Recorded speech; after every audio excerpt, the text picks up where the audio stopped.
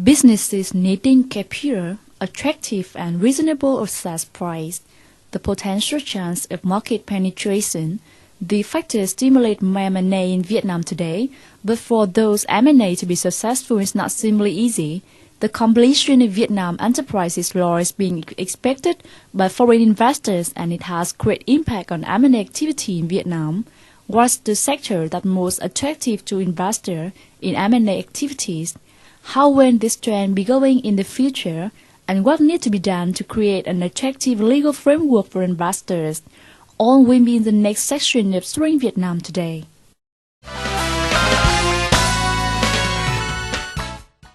Hello, you're watching Sharing Vietnam at 8:30 p.m. on NETVIET VTC 10. I'm Văn Hiệp, your host for the show today. And to start our show, I would like to introduce a very special guest. And this guest will bring you the very important story about the M&A activities in Vietnam. Hello, Mr. Simon, and thank you so much for taking your time and being with Sharing Vietnam today. My pleasure. It's good to be here. So, Mr. Simon, could you please introduce to our VTC 10's audience a little bit about yourself and your life in Vietnam? Sure. So, as you know, my name is Simon, and I've been in Vietnam for about 10 years. So I first came out here and taught English for about 9 months, and then after that I started my work in Baker & McKenzie, where I am now. So you're now working as a special counsel at Baker & McKenzie in Hanoi branch. So can you tell us more about the work at Baker & McKenzie in Hanoi? Sure. So Baker & McKenzie is one of, if not the biggest international law firms. And we are a full-service firm, so we cover pretty much every aspect that multinational companies would want, and also we cover local Vietnamese legal aspects with my Vietnamese colleagues.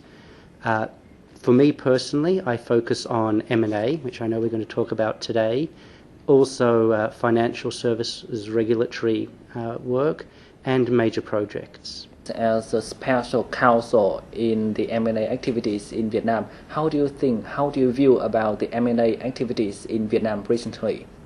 Sure, since I think it's middle of 2006 when Vietnam unified the old law on foreign investment and the Vietnamese enterprise law into a single legal document. There's been a lot of M&A activity with foreign investors investing into Vietnamese enterprises, as well as the traditional work before of foreign investors buying each other's enterprises. And now we're also starting to see Vietnamese enterprises buying out their foreign partners in a JV or even buying out unrelated companies. So I think that, as with everything else in Vietnam, it's developing very quickly. So in your opinion, what sectors or what fields will be the focus or the attention of the foreign business and foreign enterprises in Vietnam? So I think that it's already started as a trend, but clearly consumer goods in Vietnam is a very attractive sector. If you look at Vietnam, it's now something like 85 million people, growing very rapidly, moving from a developing country to a middle-income country with a very large consumer base, especially in the big cities like Hanoi and Ho Chi Minh City, with quite high disposable income. And I think it's fair to say a very consumer-conscious attitude of a lot of the young people who like to have the latest phone or the latest motorbike or whatever it is. And so there's a very large consumer base to sell to. And so, again, for multinational companies that maybe it's difficult for them to grow organically at home, the growth potential in Vietnam is still extraordinary.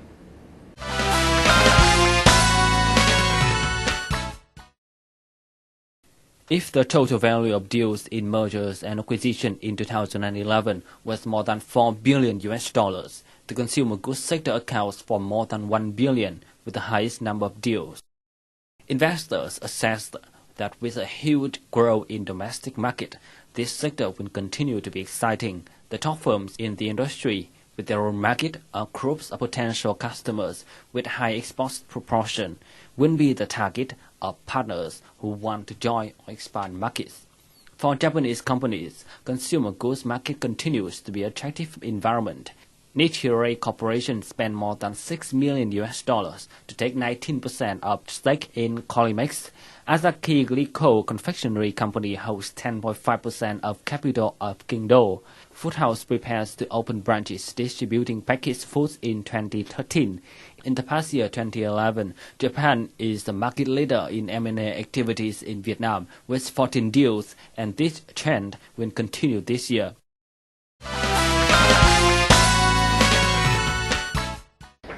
So from the experiences of other countries around the world in the M&A activities in terms of the consumer goods, what recommendations would you give to the M&A activities in Vietnam?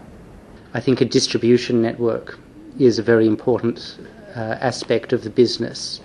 And so Vietnamese companies that have been able to build a national distribution network and have very good relations with retailers or wholesalers across the country, and again the quality that as consumers in Vietnam increase their wealth, they'll be looking to safer foodstuffs, the organic vegetables, cleaner or better quality health drinks and so on. We can see that recently the M&A activities has been very attractive and very turbulent. So in your opinion, how the activities of M&A will go in the future? I think it's going to become a bigger and bigger trend. As Vietnamese companies develop locally, they're going to have natural competitive advantages against foreign companies doing business in Vietnam. And so if you're looking to set up a countrywide distribution network, it will be a Vietnamese company that already has a network in place that you could look to purchase or to integrate into your business is going to be a much better way than trying to build that from scratch as a new investor. So in any sector you look at, I think the stronger Vietnamese companies are going to be very attractive to foreign investors and will just grow in attraction as time goes on.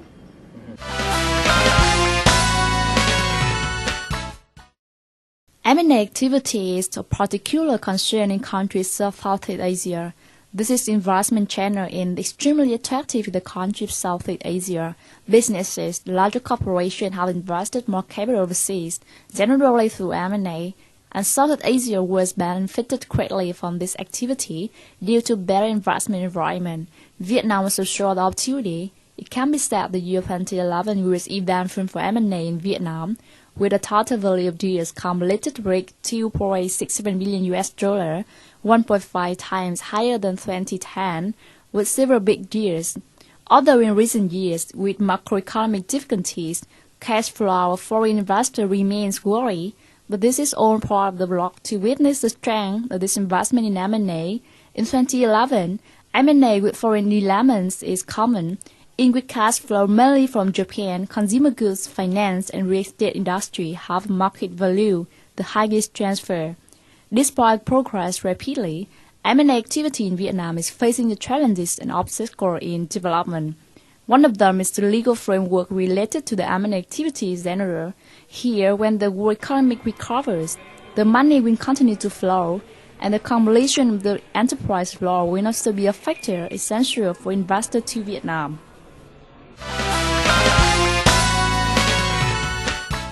We know that the Ministry of Planning and Investment is going to make some changes to the business law in 2012, which is related to the M&A activities in Vietnam. So if amendments is approved, how do you think that it will affect the whole economy and especially the M&A activities in Vietnam? I know that the government's aware of a number of the problems that our clients have been facing, and they are looking to fix some of them, but maybe some of them are too difficult for the moment and will continue to be problems in the legal framework for the near future. But we will keep working with the government to do the best we can to make an attractive framework to attract more investment here. And it is said that completing the law system which regulates M&A activities is needed, and this law system must provide detailed provisions to regulate issues, namely procedures, principles, and the method of valuation, etc. and the problems arising from the implementation of M&A deals. What is your opinion on these issues? I would not like to see the regulations that are issued be too prescriptive.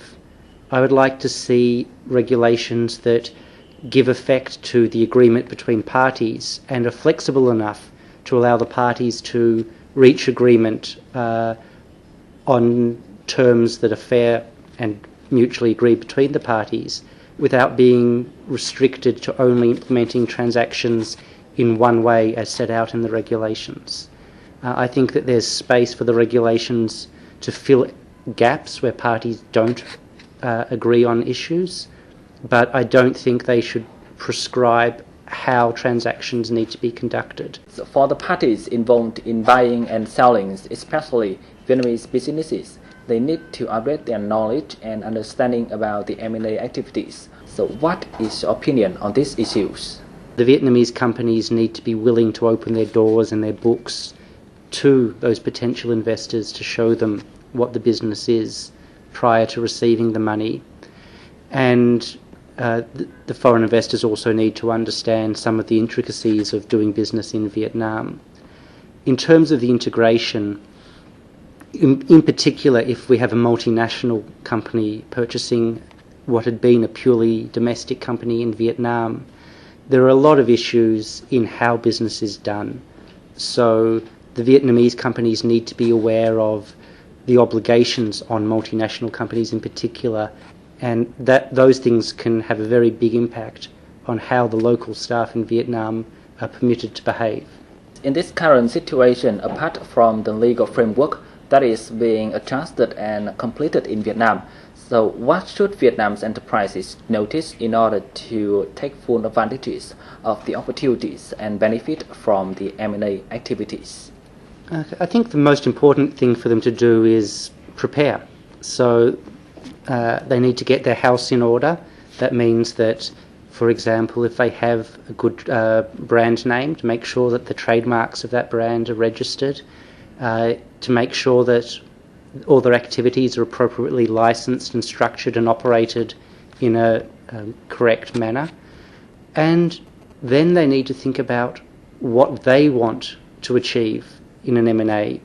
Are they looking to cash in and sell out of the business entirely? Or are they looking to bring in a financial investor who can help them grow but leave them in control? Or are they looking to bring in a strategic partner who can provide technology and experience for their business? So depending on what they want from the deal, they would structure and approach it in a very different way. So not all deals are the same. So I think the most important thing is to prepare to have a foreign partner who will want rigorous standards of their internal controls, and then know what they want and make sure that they achieve that in any deal they do. And once again, thank you very much, Mr. Simon, for taking the time and joining Sharing Vietnam today. Thank you, it's my pleasure. And that also concludes our Sharing Vietnam for today. If you have any comments or suggestions, don't hesitate to write to us at sharingvietnam@gmail.com. Once again, I'm Văn Hiệp. Bye for now. Xin được cảm ơn ông Simon và biên tập viên Văn Hiệp. Tiếp theo chương trình, mời quý vị và các bạn cùng đến với câu chuyện hội nhập của ngày hôm nay cùng biên tập viên Khánh Long. Cảm ơn biên tập viên Mai Phương. Thưa quý vị và các bạn, trong những năm gần đây, vấn đề sử dụng năng lượng tiết kiệm và hiệu quả ngày càng thu hút được sự quan tâm của nhiều quốc gia, nhất là trong bối cảnh nền kinh tế thế giới đang ở giai đoạn khó khăn này. Vấn đề này tại Việt Nam ra sao? Câu trả lời sẽ có ngay sau đây.